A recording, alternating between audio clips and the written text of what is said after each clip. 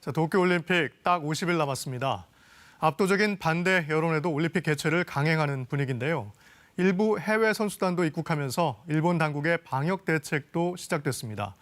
도쿄 연결해 현지 분위기 살펴보겠습니다. 황현택 특파원, 해외 선수단 가운데 호주 여자 소프트볼 대표팀이 일본에 입국했죠. 사전 합숙지를 취재했다고 하는데요. 네, 도쿄 인근 군마현 오타시라는 도시입니다. 호주 대표팀이 다음 달 중순 선수촌에 입촌하기까지 적응 훈련을 하는 곳인데요. 이곳에서 선수들은 매일 코로나19 PCR 검사를 받게 됩니다. 외출이 안 되기 때문에 필요한 생필품은 시청 직원들이 대신 사서 올려주고 지정된 버스로 숙소와 훈련장만 오갈 수 있습니다.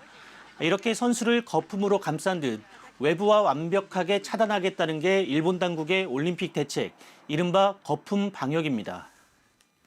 자, 그런데 말씀하신 버블 케어 잘 이루어지지 않는 것 같은데요. 선수들 묵는 호텔에 취재진도 함께 숙박할 수 있었다고요? 네, 저희도 혹시나 알아봤더니 외부인도 호텔 예약이 가능한 상태였습니다. 선수들은 모레부터 외부 훈련이 시작되기 때문에 종일 호텔에 머물고 있었는데요. 지금 보시는 것처럼 쉬거나 몸을 풀 수 있는 3층 전용 공간은 외부인을 통제하는 사람이 없었습니다. 또 선수들 방이 있는 8층에선 승강기 앞에 출입 금지 표시가 돼 있긴 했지만 이 역시 통제 인원은 없었습니다. 저희가 더 이상의 근접 취재는 하지 않았습니다만 기대보다는 훨씬 허술해 보였습니다. 이렇게 선수단 사전 합숙 또는 교류 행사를 계획한 일본의 지자체는 당초 528곳이었는데요. 그런데 지금까지 105곳, 5분의 1가량이 취소를 했고 특히 이 가운데 80%는 일본 내 감염이 걱정되니까 선수촌으로 바로 가겠다면서 상대 국가가 취소를 한 사례들입니다. 네, 이번에 입국한 호주 대표팀도 30명이 채 안 되잖아요. 일본의 방역 대책 제대로 효과를 낼지 걱정이 앞서는군요. 네, 올림픽 때 일본을 찾게 될 해외 방문객, 선수 15,000명을 포함해 모두 9만여 명입니다. 당초 계획했던 18만 명에서 줄이고 또 줄여서 절반 정도로 압축한 건데요. 그럼에도 이들 한 명 한 명에게 제대로 된 거품 방역이 가능할지 의구심이 가시지 않습니다. 특히 자원봉사자들의 무더기 사태는 걱정을 더하고 있는데요. 전체 8만 명 가운데 감염이 우려된다면서 사퇴한 자원봉사자 벌써 10,000명이나 됩니다. 선수나 대회 관계자와 달리 이들에게는 백신 접종 기회가 없습니다. 자, 그렇게 되면 방역은 그렇다 치고 원활한 대회 운영마저 장담하기 어려운 거 아닌가요?